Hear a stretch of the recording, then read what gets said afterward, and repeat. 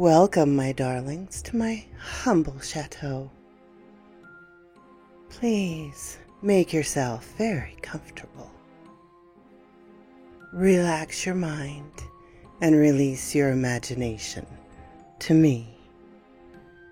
I will bring you a story to entrance and entertain. Perhaps a frightening one. Perhaps a steampunk. Perhaps a bit of mythology.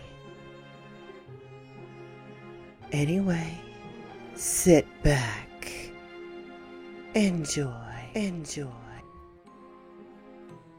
subscribe to me.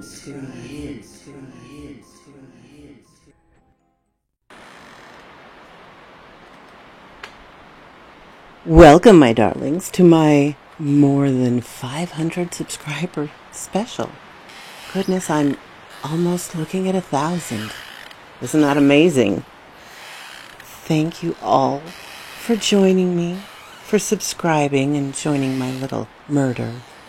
Today, I bring you some wonderful stories from amazing fellow zoological readers. In keeping with the Corvid theme, I'll start this out by reading Anthony Cripps' The One-Eyed Crow. Today I went to visit my father. I made all the conversation. Honestly, there was nothing I cared to talk about, so I kept conversation confined to trivial topics that would not warrant any actual response. A month had spanned since I had last seen him, and I will admit I did not want to engage in his company. Our relationship had never been bitter, yet I feel to see him is pointless because there's nothing to be said that would make any difference. Nothing ever changes for any of us. I made the commute on the behest of my mother, who insisted with such aggravating persistence that I had only conceded to placate her. She believes she knows what's best for me, but doesn't every mother of a 23-year-old girl? I think I'd be okay to never go see him again. As I stood gazing at the small polished stone, a current of premature fall wind brought forth a tide of low, gloomy clouds obscuring the sunlight strangely. The entirety of the park, with its sparse clusters of trees, gravel paths, and little stone monuments to the dead, was swiftly consumed by a peculiar sense of waking dream. I pulled my long cardigan more tightly around my body as I retraced the path from which I came, my eyes fixed on the gravel which crunched beneath my boots. I had not put much distance between myself and my father's grave before I fancied I had heard gravel footsteps trailing not far behind me. I had seen no other person since I had entered the park, and I could see no other person from my vantage. I admit I was afraid to look over my shoulder, so with quickening pace I continued through the cemetery, with its bizarrely cast shadows stretching with the dissipating light. Within the minute, my brisk stride had turned to a flighty preambulation of latent anxiety.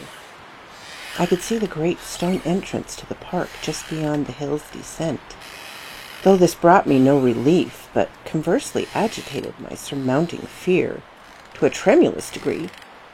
I was at this point certain the footsteps in pursuit had accelerated to a pace to match my own. I was consumed with that perspective of nightmare madness, that if I did succeed in the descent of the hill, before I could pass the gate's threshold, I would be undoubtedly snatched away by my phantom stalker and dragged into some grave oblivion known only to the dead. As childish and extravagant this thought may have been, the fear was real, and I could stand it no longer. Without breaking stride, I turned to face my aggressor, my messenger bag whirling about me. I stumbled backwards, nearly falling. the footsteps had stopped with my own, and before me stood nothing. There, in fact, was no movement in the expanse of the cemetery, save a flock of crows that must have been disturbed with my violent turn, that dispersed noisily and irritated from the branches of a nearby cluster of trees. I shivered. I hastened to vacate the premises. Reflecting upon that grating sound of gravel footsteps at the cemetery, and how it had inspired such terror in me, I wondered, had there truly been a haunted echo to my strides? The sound had attained significance during the procession to the place of my father's burial, and henceforth became a haunting sound spectre manifest in my dreams, both sleeping and waking.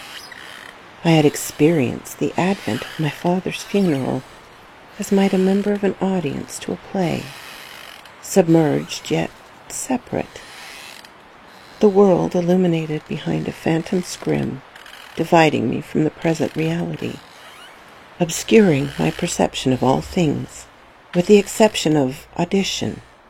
Sound was clear and of exponential distinction.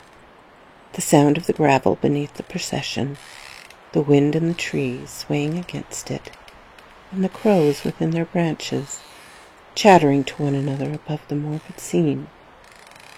As I stood above the gaping earth, with my father's corpse planted therein, the flap of wings left a single crow in the nearest tree.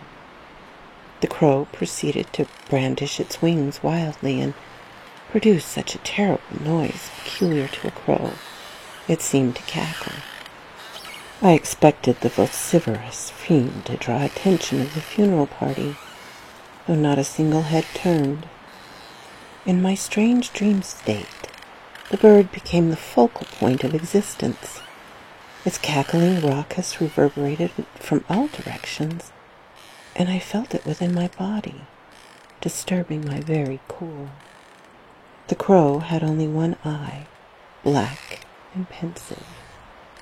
The other eye socket crusted over with bloody scabbing, as if the eye had been recently picked or carved from its skull. These are the things that I recall from that day: the footsteps, inevitable death, and the one-eyed crow. 2 windows. My curiosity for the supernatural had never superseded my interest in the occasional horror movie, nor did the passing of my father elicit immediate interest, despite my mother's hastily and falsely drawn conclusions. Led her to believe it was rather a more systematic pursuit of knowledge, following a series of disturbing events, that led me to feel I must arm myself against the preposterous possibility of a malign entity had attached itself to me on the day of my father's funeral. Admittedly, this is certainly a preposterous conjecture coming from a junior year anthropology major, minoring in historical literature. So here I will relay to you the nature of these troublesome, unprecedented events that led me on pursuit of such a fantastic subject. For all I know, the peculiar happenings precipitated immediately following the afternoon of my father's burial, and for the sake of conjecture, they most probably did without my taking notice. Crippled by a mental and emotional shock, I had recessed deep into my consciousness, involuntarily grappling with the reality and finality of death. Recent events have led me to question just how final the nature of death actually is. My bedroom in the modest suburban home that I was raised has 2 windows, one on the north wall approximately 6 feet from the foot of my bed, and one on the west wall, adjacent to the bedside by approximately 4 feet. It was not long after the passing of my father that I first heard those horrible footsteps, pacing hauntingly from window to window, steps treading steadily upon gravel just beyond the walls of my room, stalking me in a semicircular fashion about the corner of the house as I lay sleepless in my childhood bed. For many chilling nights I listened, initially writing off the sound spectre as a symptom of sleep deprivation or manifestation of half-waking dream. I well knew if there had been gravel to pace upon, it would prove inaudible beneath the rising tide of vegetation. Furthermore, I knew there was not and had never been such a gravel on the property. Nevertheless, the phantom sound persisted. Relentlessly and seemingly more energy I expended to expel its presence from my mind, the more corporeal this presence seemed to become, to the extent I heard tapping upon the glass panes and the window locks rattling. Night after sleepless night, this impossibility gnawed upon my nerves until its actuality became scarcely deniable. My mind weary, rationality waning, I began to question my sanity. Had my mother been right about my psychological well-being? My bedroom is on the 2nd floor. Silkwolf. This Raven. My darlings, please enjoy the rest of this collaboration and go visit the pages of these good people who have helped me with my celebration and special. Thank you, my darlings.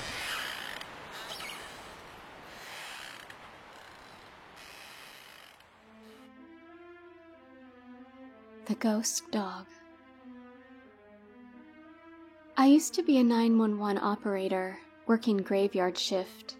You get a lot of bogus calls. Seems like all the crazies come out at night. Well, one night it was different. An elderly woman called in about some noise in her downstairs area around 12 midnight. She said it sounded like someone or something was running wildly through the house, tearing it up, knocking over furniture. So, as it's protocol, we can't take any call lightly.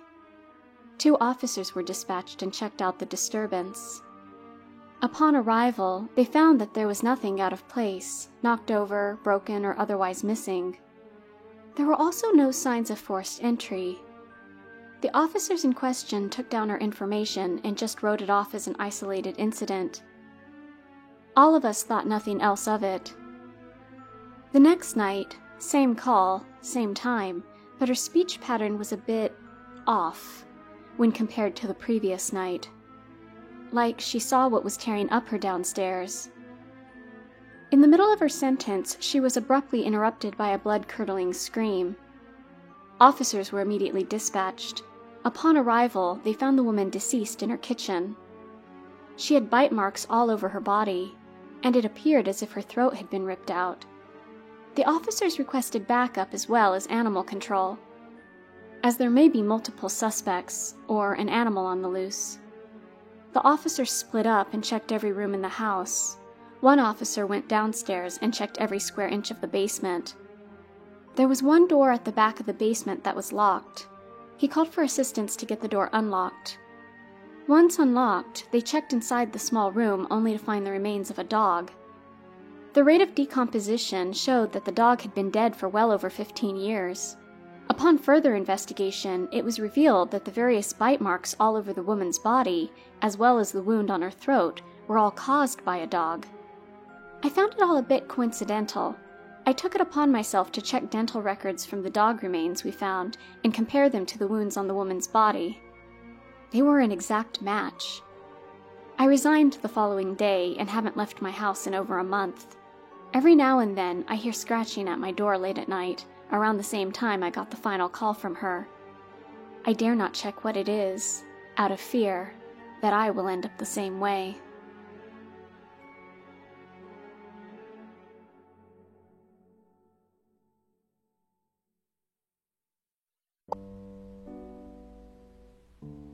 The Dog That Died in the Basement by Delirious Scott. I moved to Scotland when I was 18, after being kicked out of my parents' home, for personal reasons. I had family all over the US, and due to the situation, I decided it was better to leave the country and just have a fresh start in a new country. I was going between Canada and Scotland initially, but I eventually settled on Scotland, as I had much heritage there, among other reasons. I got a home to rent in Glasgow off of Airbnb for an oddly cheap price, but I figured why not. Now, I'm not a very superstitious person. Hell, I'm not even religious. But the strange events that occurred while I stayed in that house still haunt and baffle me to this day, despite occurring a little over 3 years ago. It was a 2-story house in the outskirts of Glasgow, very old as well, likely built late 1700s, early 1800s, somewhere around that time. Immediately after arriving, I noticed something a bit off. There was a doggy door to the basement, but to no other door in the house. No exterior doors, nothing. Only the basement. At first I didn't think much of it. Another thing to note, when I rented the house, I was told I was not allowed in the basement or in the attic. I figured they had their personal belongings there, so, once again, did not think much of it. The first 2 nights there were as normal as they could be. Obviously, with a house so old, there were creaks and moans of it settling into the foundation. However, something else to note. The interior doors of this house did not have locks on the doorknobs themselves. Rather, they had deadbolts that you could use. Initially, I felt no reason to use the deadbolts, however. I considered it due to another odd quirk about the house. I suppose because the doorknobs were so old, perhaps rusted or something, they did not close properly. So, when the AC turned on, the difference in air pressure would cause the doors to creak open on their own, even while shut. I heard creaks the 3rd night. They began at the base of the stairway, making their way up. It sounded animal-like, more specifically like a dog. You see, I had a dog in my childhood, and I knew what they sounded like. The padding of their feet, followed shortly by their nails scraping or tapping on the floor. The footsteps came right up to my door, before turning around and going back down. Something to mention real quick. I do freelance work, so because of that I'm very nocturnal. I tend to wake up at around 7 or 8 PM, except on rare occasions. I usually go to sleep at anywhere from 6 to 9 in the morning. But 3 years ago my sleep schedule was not as off, with me waking up at around 2 or 3 in the evening, and going to bed at around 1 or 2 in the morning. I woke up on the 4th day and did a bit of freelance work, played some video games, watched some YouTube, but at the end of the day, I was still a bit unnerved from the previous night, so I went to the pub and got a drink. Well, several drinks. I came back after the sun had set at around 1 in the morning. I opened the front door and saw the doggy door to the basement moving back and forth, as though something had just gone through it. I immediately slammed the door shut, so hard in fact that I later had to pay for damages where the glass in the front door had cracked. I called the people who had rented me the house and questioned them. "Hey, so I've just gotten home. I think there might be something living in the basement. Did you by any chance leave a dog here? Is there a stray that lives here? Is there another doggy door that leads into the house that another animal could possibly have used to get into the basement?" No, but if you think there's something in the basement, we could send someone over tomorrow to check it out."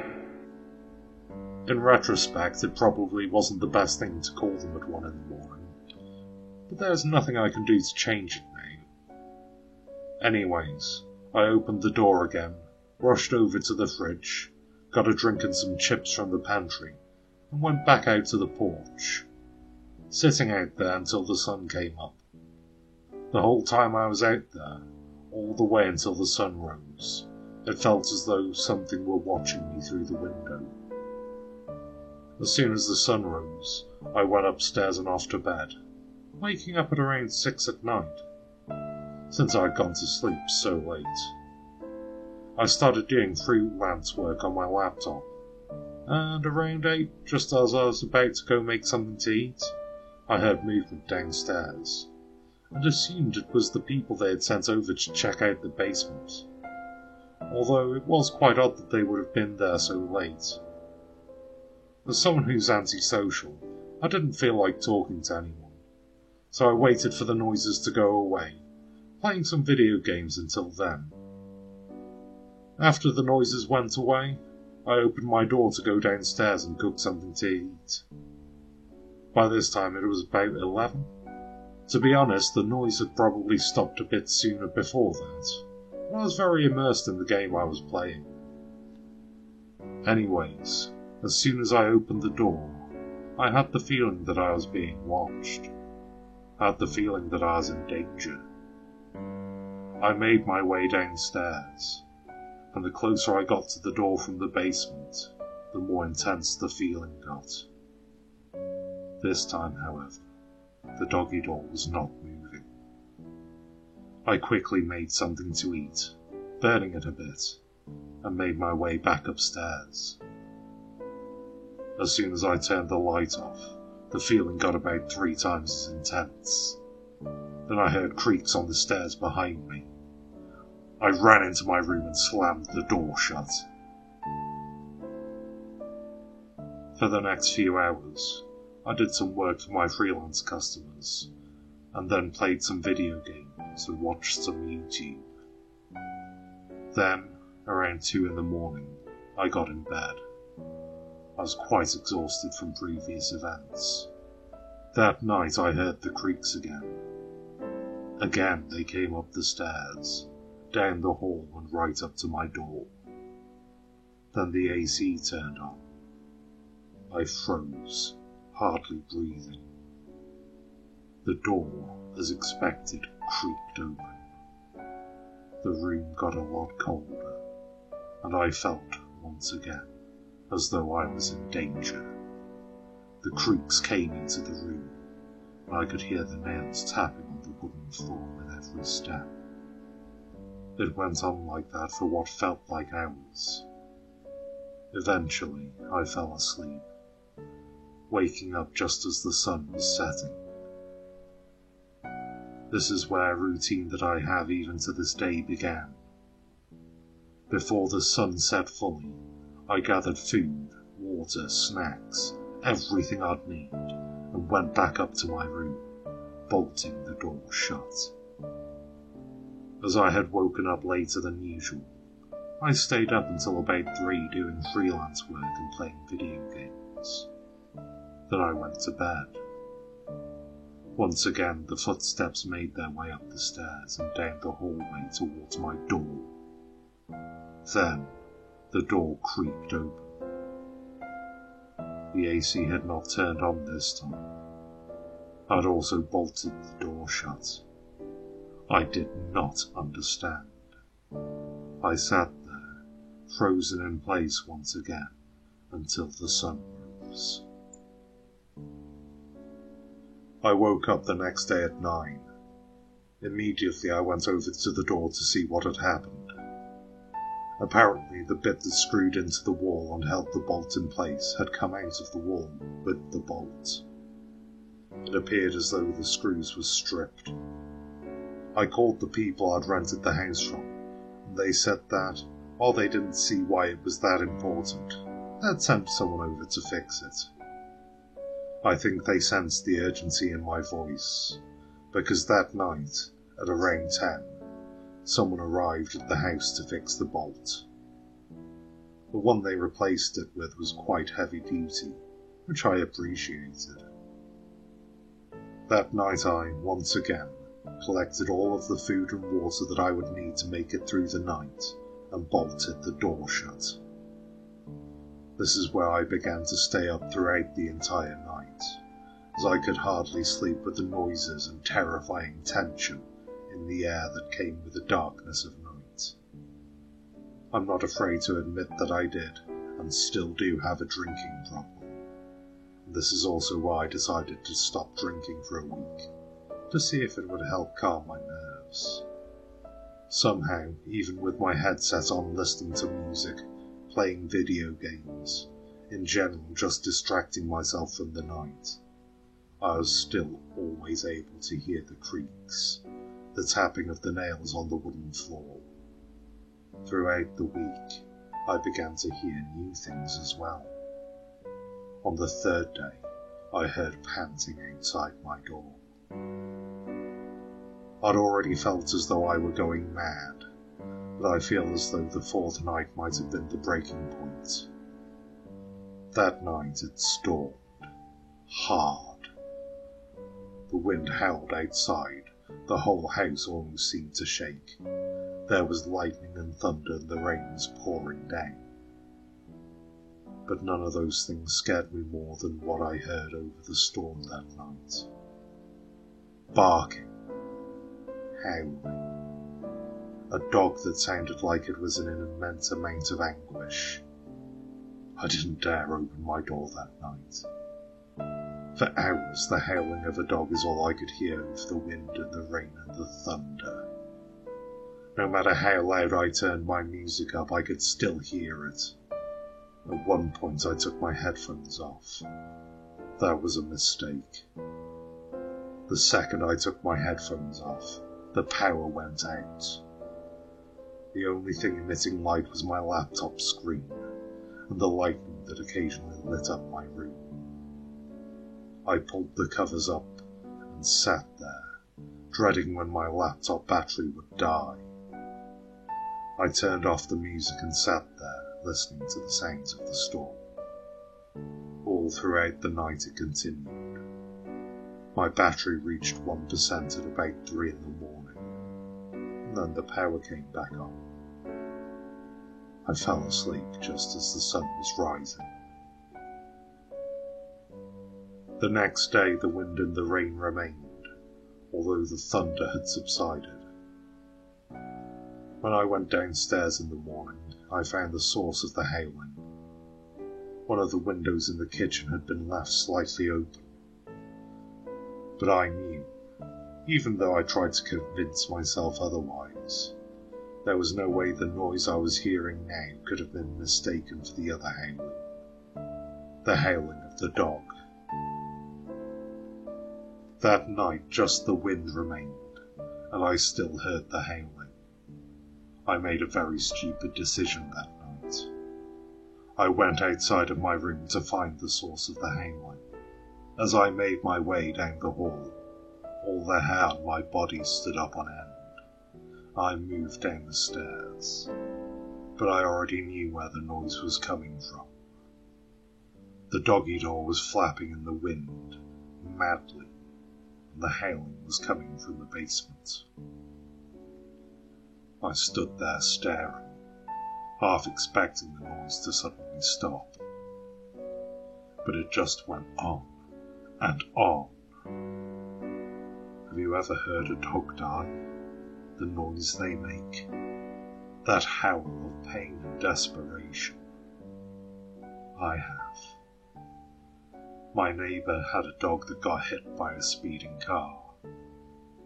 The noise I heard from the basement and the noise I heard from that dog were one and the same. I ended up sitting on the couch that night. You see, I didn't feel in danger anymore. The air was filled with a sense of pain, not anger, and something was keeping me from leaving. Once the sun came up, I called the owners of the house, giving in to my superstition.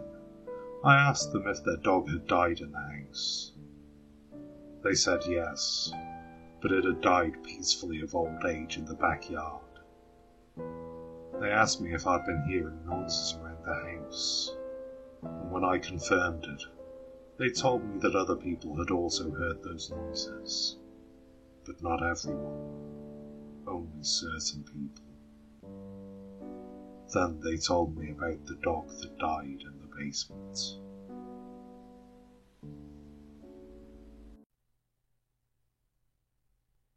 Did you hear the news?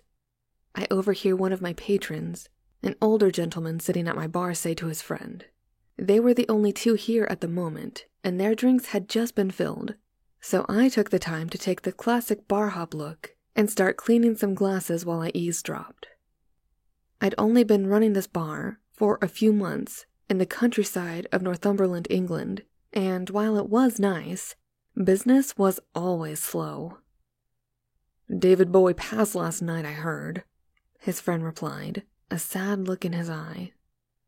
I had heard the legendary icon had passed. While I was never his biggest fan, I liked what he stood for. The first patron, who happened to be bald on the top with big patches of hair on the side of his head, nodded to his friend with the head of full hair. Truly the only way to tell them apart. They had to be brothers, they looked so much alike. "You know what that means," the older bald gentleman said, his voice showing hints of fear and nervousness. "Yeah, I do. We got some time, though, and our homes aren't far.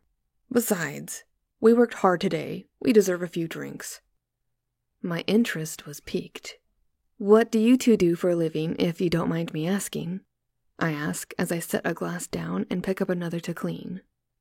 Full Hair looked up and shrugged. "We work in timber.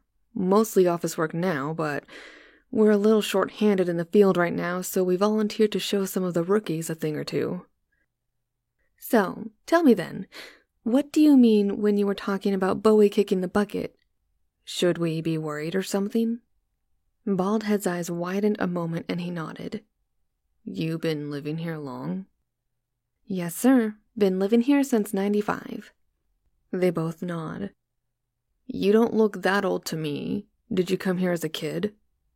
I shake my head. "Nah.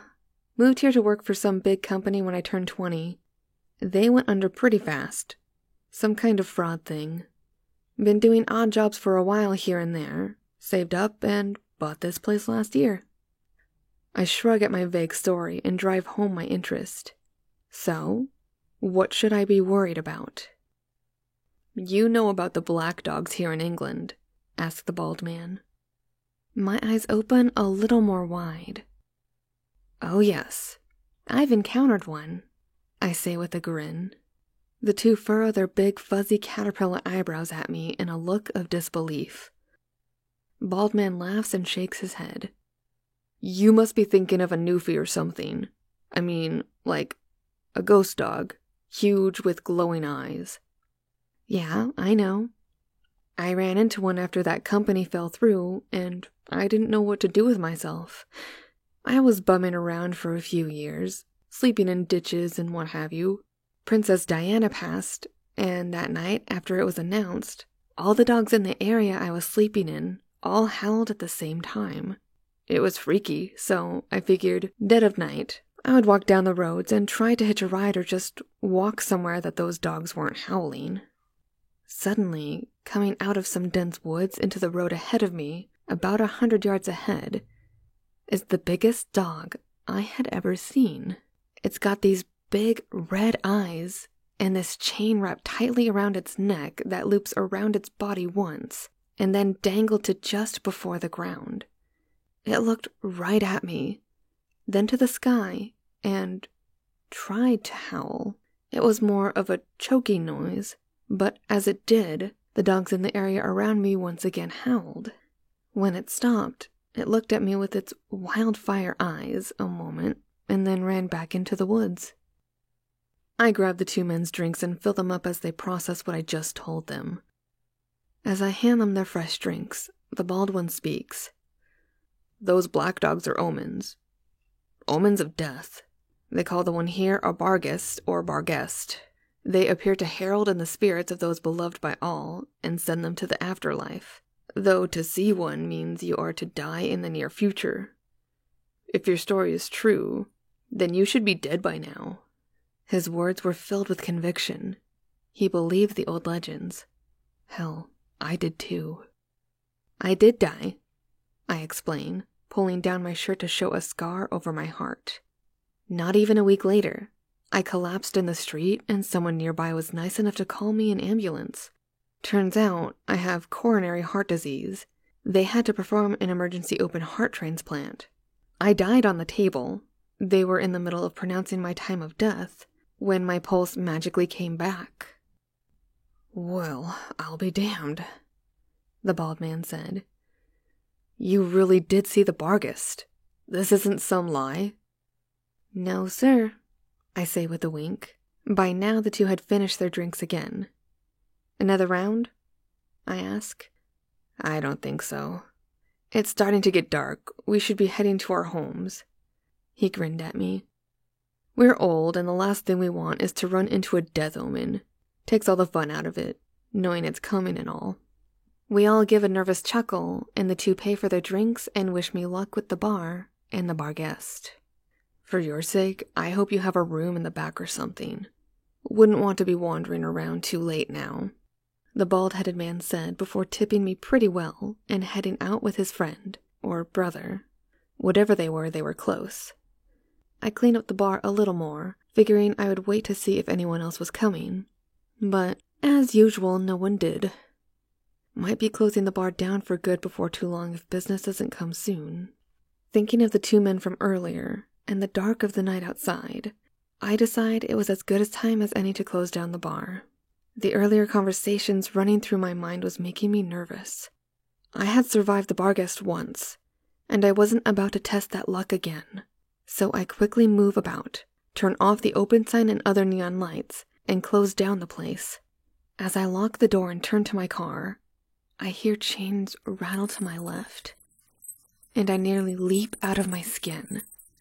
Looking sharply, I just see the chains and padlock to the small gate and fenced-in dumpster swaying in the late winter wind, just well enough to make noise and scare the bejesus out of me. I laugh to myself and turn back to my car and drop my keys as an eerie silence fills the air, followed by the sounds of dogs. A few dozen at least begin howling in unison. I snatch my keys from the ground and run over to my car and unlock the doors, hopping in as fast as I can. "Calm down," I tell myself, trying to keep myself from hyperventilating. "It's fine. It's not like it's after you. Northumberland is a big place. It might not even be around here." Though this train of thought did not comfort me, I managed to drive without speeding and make my way towards home. I just had to stay calm and I'd be home any minute, and then I could just put on some television and go about my business. It was then that I heard two new things over the howling of the dogs. Though I saw nothing, I could clearly hear the clanking of chains as if I was dragging them behind me, and the panting of a dog as it runs. At that moment, I let fear overtake me and slam my foot onto the gas pedal as hard as I can. The car suddenly peeled out a moment and trying to fishtail before I gain control over it, and the car takes me off down the road at nearly top speed. Still the sound of chains haunt me, and I try and force my car to go faster when my car hits a set of bumps in the road meant to keep people from going fast, the speed launching me into the air enough to lose control. I panic and turn the wheel to the left as hard as I can, sliding the car to its side as I try and brake. Instead of stopping, the built-up momentum flips me and the car 1.5 full rotations, my head slamming hard both into the window and my steering wheel. I don't know what time it is, but I had apparently passed out, now waking up still in the car.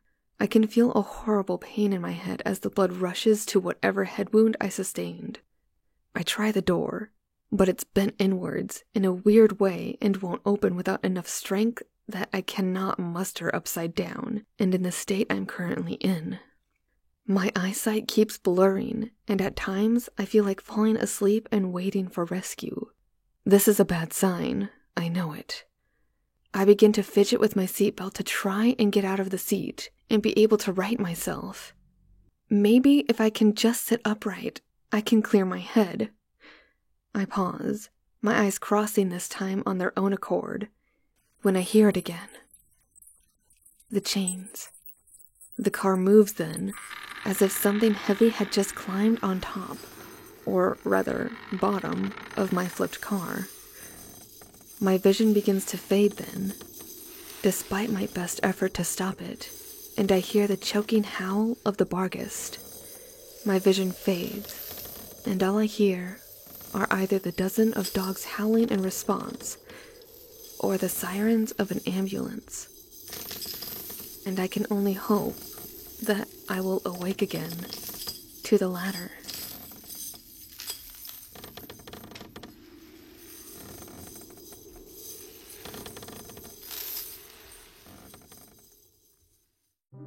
Growing up as a boy in a small area of Ohio, often referred to as Helltown, I recall hearing the urban legend of the Witch of Helltown.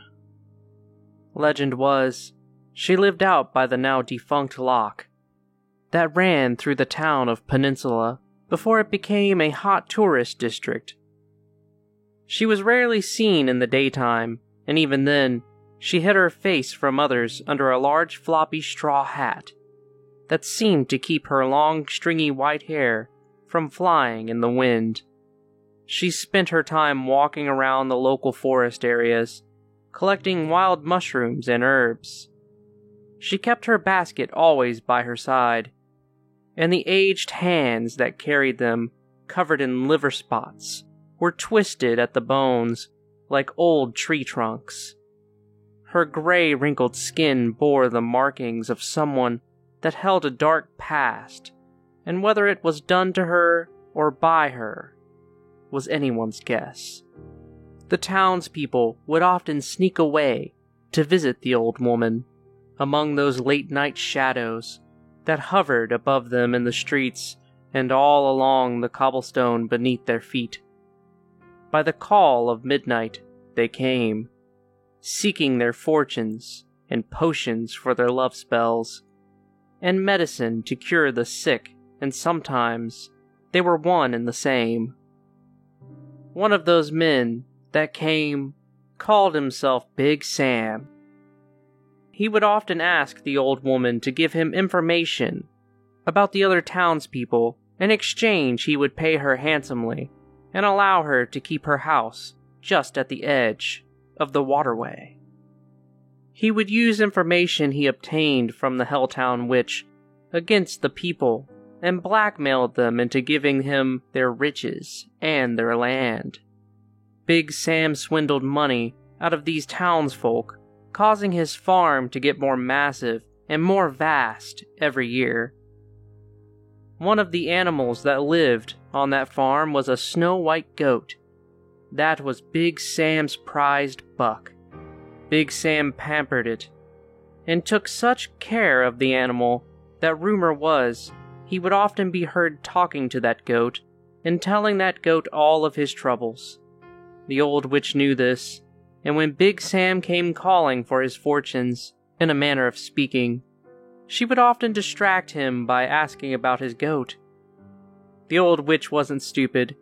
She knew that if she gave Big Sam too much information about the people in town, she would lose her place and her quiet life. The discussion about Big Sam's goat would often take up the hour that Big Sam paid the witch for to swindle the information out of her. He was often under the influence after coming back from the local tavern, and soon the hour would be over, and Big Sam would forget why he had visited in the first place, handing over a small bag of money to the old woman. Eventually, Big Sam figured out what the witch was doing, and so one night, he came calling on the witch, beating down the door, and demanded to know every secret she had kept from him about the people in town. "I won't help you any more.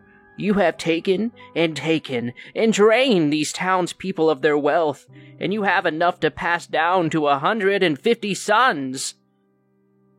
Big Sam only became angered by this. "All right, witch.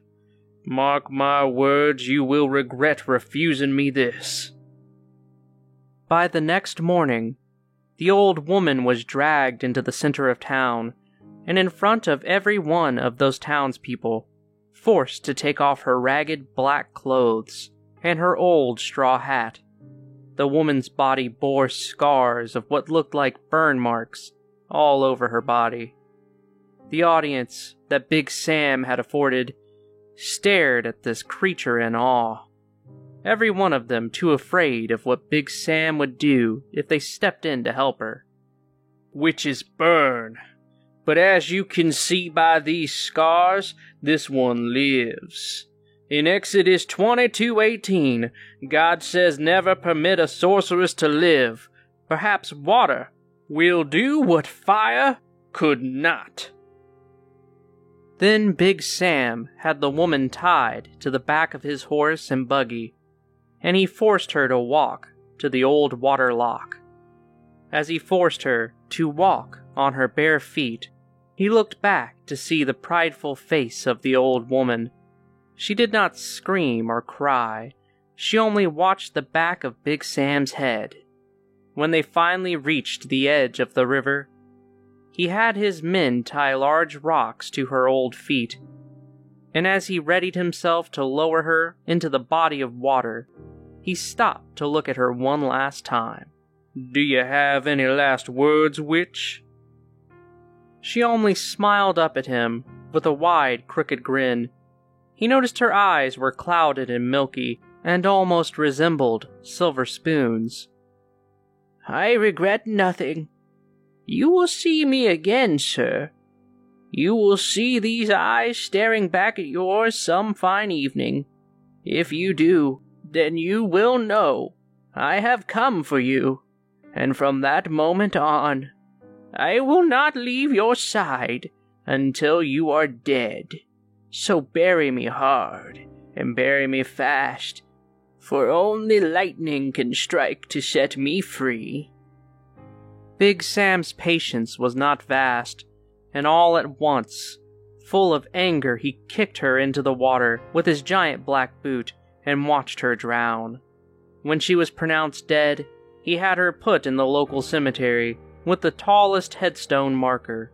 It would be placed there to be a constant reminder that Big Sam was the man in charge, and not to cross him or dig your own grave. This tribute to the witch's pride only worked against Big Sam.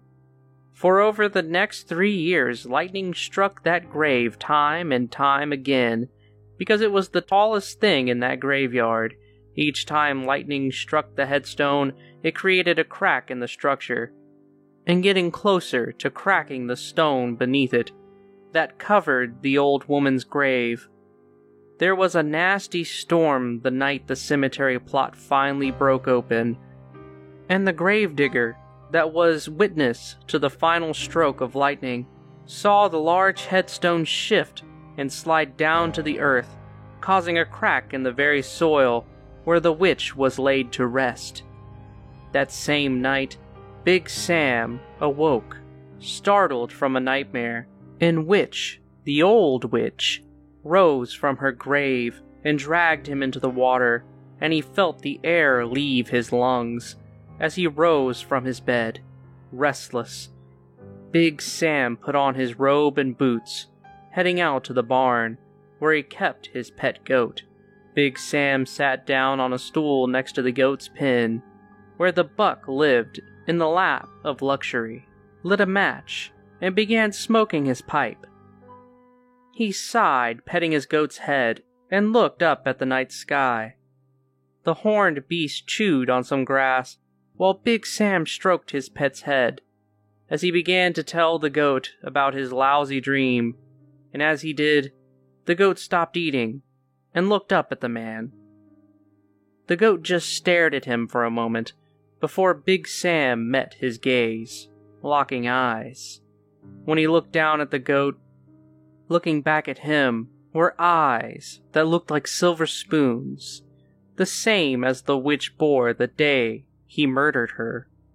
Big Sam, who now was suffering in shock, clutched at his chest, falling onto the ground to his death. Legend has it that the old witch's spirit still haunts that cemetery, but when you see her apparition, It is one of a solid white goat. She stalks her prey. Grass covers her. Helpless is the buffalo. There was shredding of flesh, and screams that all the land heard. The lioness revels in her victory, wearing the blood on her mouth like a mark of pride. The sky welcomes him. All the birds and beasts flee when he is out searching for his next kill. Eyes seeing far, wings carry him fast. A hawk he chooses to rend.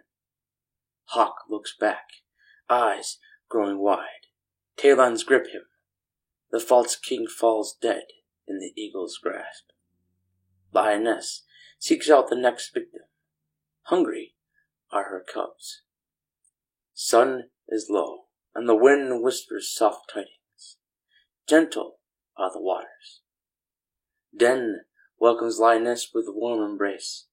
She brings a hyena, void of life, eager the little lions are to feed.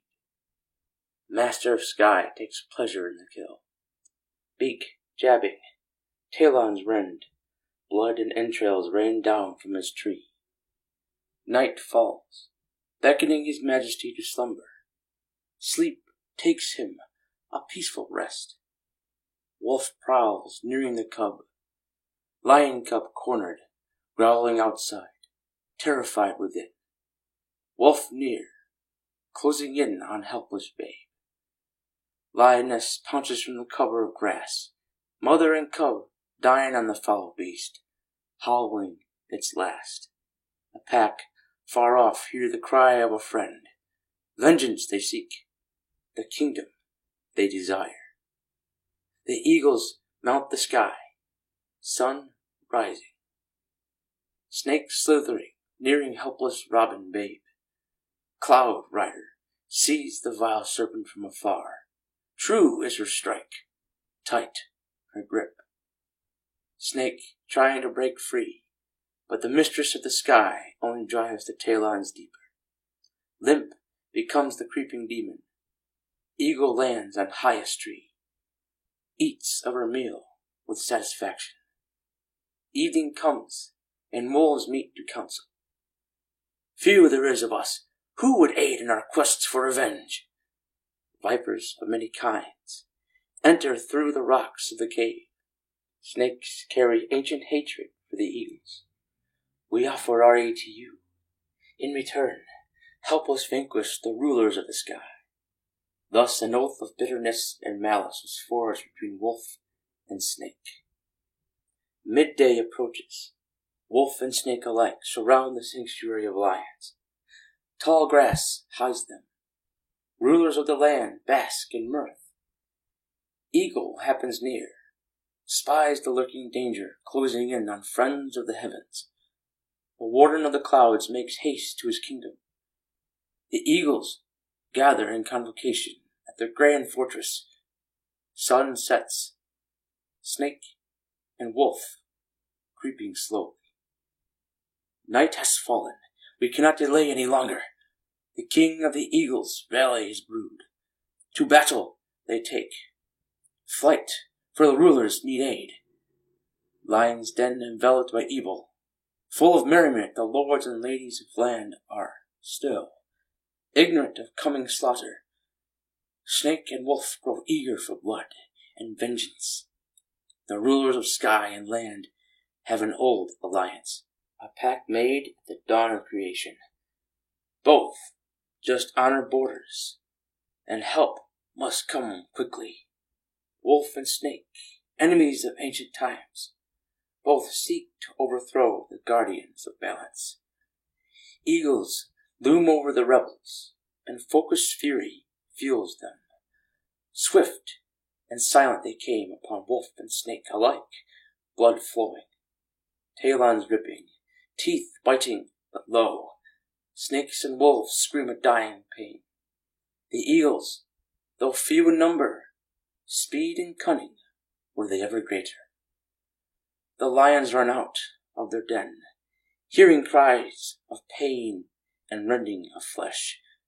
Lion and lioness look and see wolves and snakes fall dead. Rulers of land and sky slay enemies of old. Sun rises, and eagle and lion cheer victory. Land and sky, balance is restored.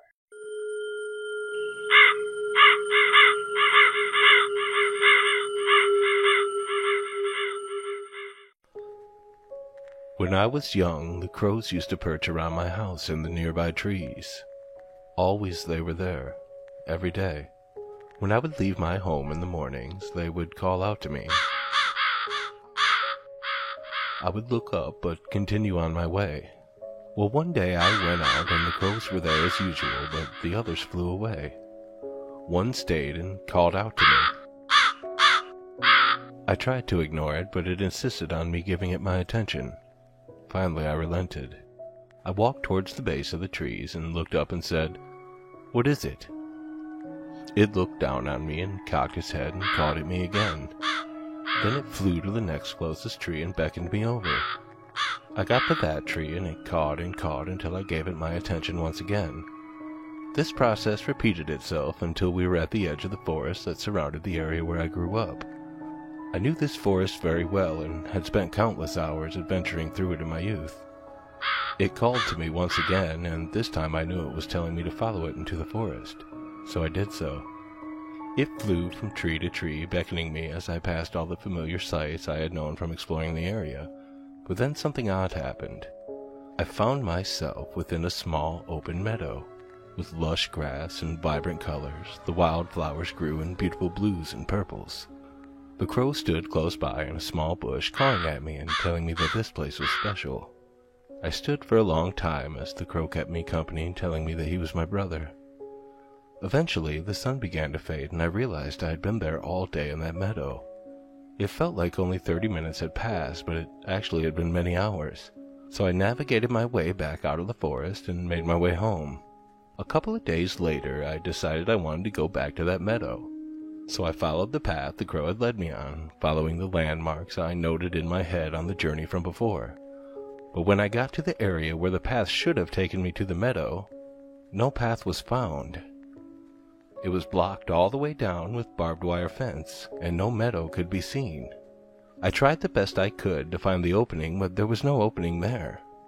After about an hour of searching, I thought about the things that had been relayed to me by the crow and realized that I was the wayward crow.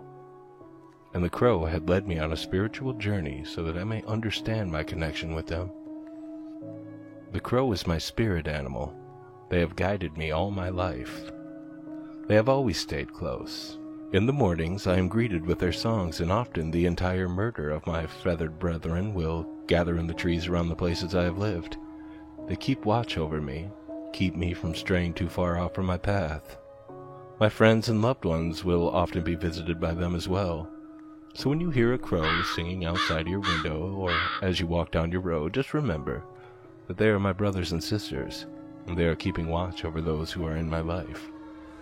They have been good, faithful friends to me. As a matter of fact, as I tell you this now, I can hear one of my brothers sitting on the branch of the tree out my back window, calling to me now. I will go see what it is he has to tell me.